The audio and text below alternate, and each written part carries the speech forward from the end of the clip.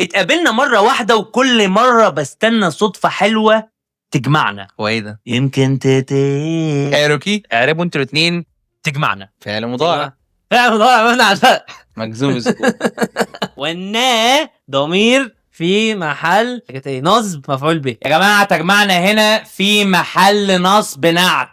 نعت جملة فعلية في محل نصب نعت. طب نشوف. طيب بقى قولوا لنا يا جماعة في الكومنتات هل هي في محل نصب نعت ولا لا، لان دي حاجة انا متأكد منها عشان انا كنت طالب شاطر جدا في انا النحو. فاكر على اسم هو ده ممكن ده عشان انت خلاص بقيت كبير او انت بتدعي انت بقيت كبير ليه؟ ولا انت قرب المايك ده عشان نحطها بالانجليزي. انت عارف يعني انت كبير، عارف تعرف تقولها ازاي بالانجلش؟ المصطلح ده اللي هو معنى بالانجلش والله بومر. لا في بقى بومر دي اللي بيقولها بومر، ممكن تقولها ازاي؟ كورني. عارفها زي الكورني جوكس ما انا ده كده انا كورني، انت كده قصدك ان انا كورني. انا قصدي انت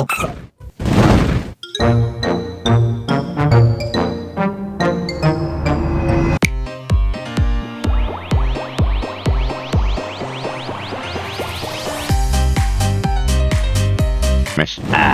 ترجم ما يلي. هكون لها طبعا امير. هكون لها طبعا امير. ايه اشهر غلطة الناس تعرفها عن وود؟ انها ماضي ويل. هل بقى وود فعلا ماضي ويل؟ في كيسز ملهاش اي لازمه صغيره خالص، يعني هي في ريبورت سبيتش من الاخر. حازم بيتكلم كلام اكاديميك طبعا، احنا جايين عشان نبسط المعلومات. ركزوا بقى معايا، جالكوا اللي هيحل وهيبسط وود باقصى شكل ممكن. دمك مجرم. وود ليها 4 استخدامات. 4 مش هقول بجد. اول استخدام لوود تامر عاشور لما قال اقول لك لعمر الاغاني اللي افتكرت تامر عاشور ايه مثلا ذكريات قدامة. هغني حاجه قالت انا هاجي على نفسي احلى. هو يبقى انا كنت هو عمر مش هياخد بره دول عشان دي الزون اللي هو عايش فيه. خلاص انا يا اخي كنت بسمع اغاني وقتها، دلوقتي الحمد لله تبنا الى الله. ماشي. اعمل ايه بقى خلاص. بس انا بقى ايام ما كنت بسمع اغاني انا افتكرت الجمله دي، احلام بيكي افتكرت احققها. ركز بقى كده معايا، هي وود دي مشهور عنها ان هي ماضي بتاع ويل مش كده؟ وويل دي لما تيجي تترجمها بتقول عليها ايه؟ بتتساوي معنى ايه؟ ويل نفسها ها صح. وود برضو جايه من ويل، فوود برضو معناها ها. ويل معناها ها هعمل حاجه في المستقبل، انما وود معناها ها في الماضي. لا مش عايز بقى اسميها لا في الماضي ولا مش هسميها في الماضي، انا هسميها ها بتاعه احلام. Why are we still here? Just to suffer?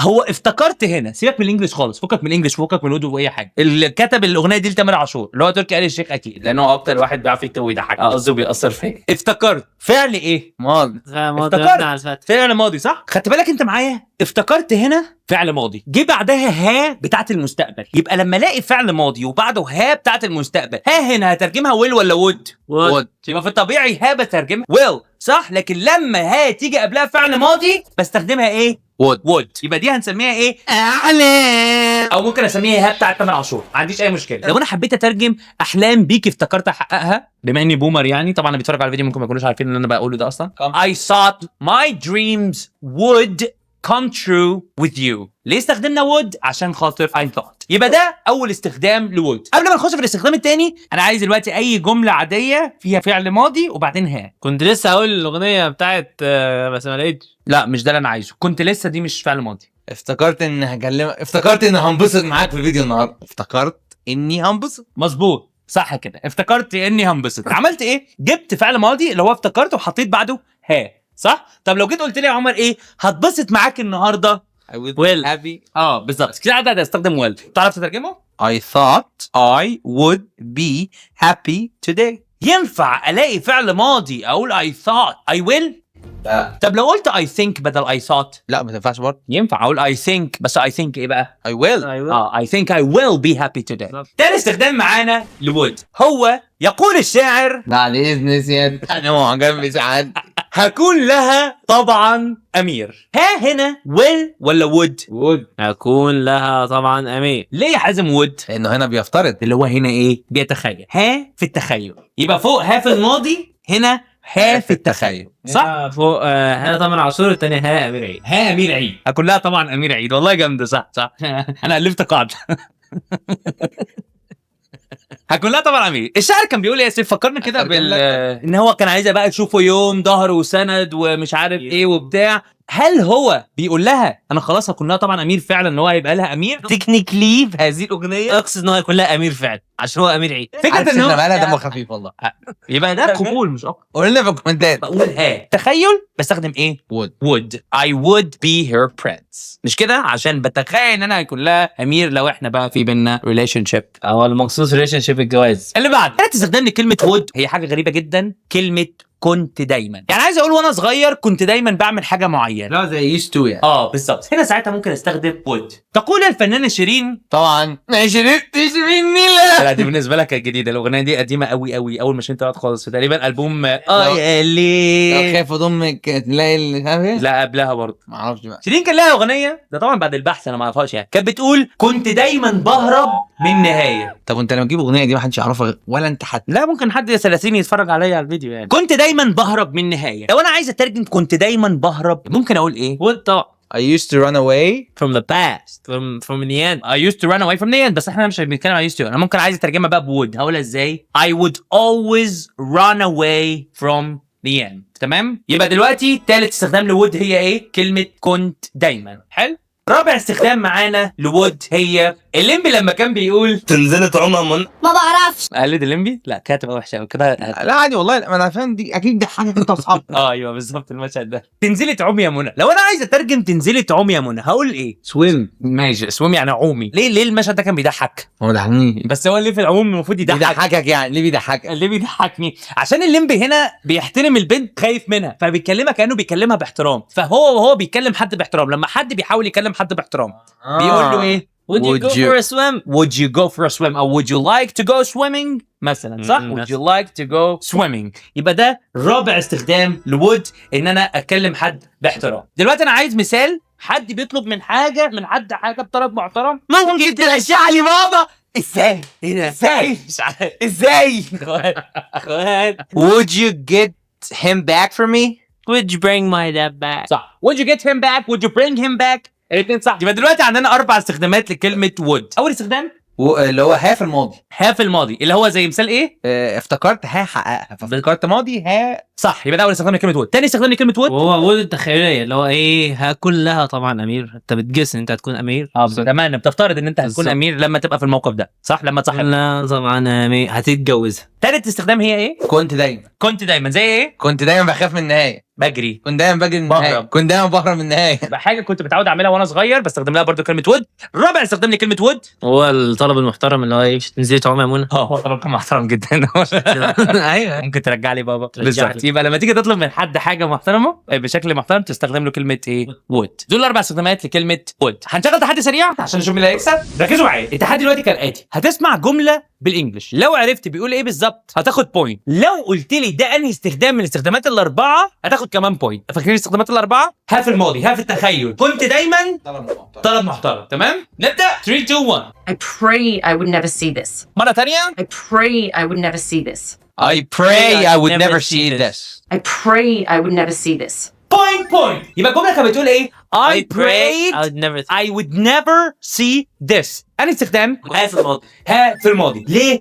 لأن prayed فعل ماضي صح؟ وبعد كده إيه؟ I'd never see that. قال I would never see this استخدم would. أحلام. بوينت زيادة عشان خاطر عرفت الاستخدام. الجملة اللي بعدها ركزوا معايا. And back then I would always win. مرة تانية. And back then I would always win. And back then I would always win. And back then I would always win. بوينت. كنت دايما. كنت دايما. برافو يا حازم زي بتاع الفنانة شيرين. دايما بهرب من النهايه. برافو عليك يا حازم. And back then معناها إيه؟ زمان. او وقتها وقتها كنت دايما بكسب. كده حازم خد 2 بوينتس هنا وانت يا سيف خدت 1 بوينت. اللي بعد. Would they be interested? Would that be interested? غلط. Would that be لا interesting? مرة ثانية. Would they be interested? Would they be interested? Would they be interested? Would they be interested? Would they be interested? Would they be interested. برافو عليك يا حازم. حازم كده خد 1 بوينت. أنهي استخدام مهذبه طلب محترم. لا هاكل ده طبعا امير افتراض. افتراض ايه فين الاحترام هنا؟ احترام would you like حاجه تتمنى حاجه، انما هنا ايه ها في التخيل اللي هي جت فين فكلها كلها طبعا طبعاً would they be interested. معناها ايه would they be interested هنا؟ مهتمين يعني. تفتكري هيكونوا مهتمين؟ هو بيتخيل هل هم هيبقوا، فهو في تخيل فيبقى دي ها التخيل. هنا انت خدت 1 بوينت بس سيف هنا خد 1 بوينت تانية عشان خاطر عارف الاستخدام. اللي بعده I always dream this night would happen. I always dream this night would happen. I always dream this night would happen. I always dreamed it would happen to us. لا قربت. I always dream this night would happen. This night would happen to us. I always dream this night would happen. صح كده حازم كده خد 1 بوينت وكانت صعبه فعلا، برافو عليك. انهي استخدام لوود؟ هذه ها ماضي. ممكن تمشي تخيل. بالظبط، يبقى دي ممكن فعلا تمشي تخيل وممكن تمشي ايه ها في الماضي. ماضي عشان هيستخدم dreamed وبرضه ممكن تستخدم ايه تخيل. كده حازم خد 2 بوينت وانت خدت 1 بوينت. تمام، يبقى في الماضي او في التخيل. He would always be alien. He would always be alien. He would always be alien. They would always be aliens. غلط. He would always be alien. قربت قوي يا سيف. He would always be alien. He would always be alien. He would always be alien. He would always be alien. صح كده يا سيف؟ انهي استخدام؟ افتراض. غلط. دايما هو ها دايما كنت دايما would اللي كانت في استخدام صح كنت دايما اللي هو ايه هو دايما هو دايما alien يعني alien معناه غريب ايه يعني. كسب 2 بوينتس حازم 0 بوينت. Do you like to do so? Do you like to do so? would you like to do so ودي طبعا مهذب طبعا. Do you like to do so? صح كده سيف. would you like to do so كده انت خدت 1 بوينت وحازم 1 بوينت عشان استخدام طلب مهذب. would you like to do so صح كده. فهمنا الاستخدامات بتاعت would. انا دلوقتي عايز اي حد يديني استخدام او اي مثال. I thought I would never work as an English teacher أو as a teacher in general. طيب دي انهي استخدام لwould؟ have الماضي. have الماضي اللي هو I thought بعد كده ايه I would. صح كده. يبقى احنا كده فهمنا الاربع استخدامات. دلوقتي طبعا سيف هو اللي كسبان. انا ما اعرفش يعني انا ما حسبتش البوينتات قوي ما ركزتش، بس انا كده مكسبه عشان خاطر حازم رخم عليا، وده معناه حاجتين. اول حاجه ما ترخموش عليا. تاني حاجه لو انت عمر دمه تقيل خفيف. انت مش زعلان؟ لا ازعل. لا يا زيف انا لوجي بوينت. هذا الاربع استخدامات بتوع وود اللي هم ها في الماضي، ها تخيل، كنت دايما، وطلب محترم. ده بقى استخدام بونص لكلمه وود. استخدام مش هتلاقيه الا مع شكرا يا اسطى، بس عمرك ما هتلاقيه على اي فيديو تاني على اليوتيوب وبرهان. كلمه وود يا جماعه ممكن يبقى ليها استخدام لذيذ جدا جدا مشهور قوي في الكلام السبوكن لانجويج. معناه ايه بقى؟ وود لما بيجي بعدها not تتنطق ايه؟ wouldn't دي على بعضها ممكن يبقى ليها معنى. ممكن نترجمه في الترجمه حرفيا بالعاميه المصريه نقول ايه؟ ما كانش عايز. حرفيا كده ما كانش عايز. يعني ايه؟ عارف ان في ناس بتقول مفيش حاجه اسمها ما كانش عادي. انا راجل فلاح. احنا في الغيط عندنا بنقول ما كانش عايز. عشان تترجم بقى ما كانش عايز بالظبط ممكن تترجمها زي بالانجلش. ممكن تقول wouldn't زي المشهد ده كده. Are you okay? I'm so sorry. He wouldn't leave. He kept asking me if I wanted chicken. هنا تشاندلر بيتكلم على واحد صاحبه دخل عليه وما كانش عايز يخرج، فكان بيقول ايه؟ he wouldn't leave. معناها he wouldn't leave يعني ما كانش عايز يخرج. ممكن نخليها في المضارع، ممكن اقول ايه؟ he won't leave يعني ايه؟ مش عاوز يخرج. يعني ممكن اقول مثلا ايه؟ لو عايز اقول الباب مش عايز يفتح ممكن اقول ازاي؟ The door won't open. the door won't open. باب مش عايز يفتح. طيب لو انا بقى جيت حكيت الموقف ده على اساس ان هو حاجه في الماضي، فجاه اقول لك ايه؟ I'm so sorry I couldn't come earlier because the door wouldn't open. الباب ما كانش عايز يفتح. يبقى would معاها not ممكن يبقى معناها ما كانش عايز، وده استخدام بونص مش هتلاقيه الا مع شكرا يا اسطى. اخيرا لو حابب تسال عن كورسات شكرا يا اسطى او حابب تتعلم انجلش بالطريقه المختلفه دي، تقدر تبعت لنا على مسجات الفيسبوك او تبص على الديسكربشن وتبعت لنا على الواتساب عشان تعرف التفاصيل. المهم يعني لو فعلا حابين الفيديوهات دي ما تنساش تعمل سبسكرايب ولايك وتدعمنا عشان نقدر نكمل. واخر حاجه لازم ننهي بيها الفيديو، احنا طبعا استخدمنا بعض الجمل المشهوره من الاغاني، لكن حابين ننصح الناس طبعا ما تسمعش اغاني لان الاغاني مش صح ان انت تسمعها وحرام ان انت تسمعها. وما تنسوش تدعوا لاخواتنا المستضعفين في غزه وفي السودان. وبس كده، شكرا يا اسطى.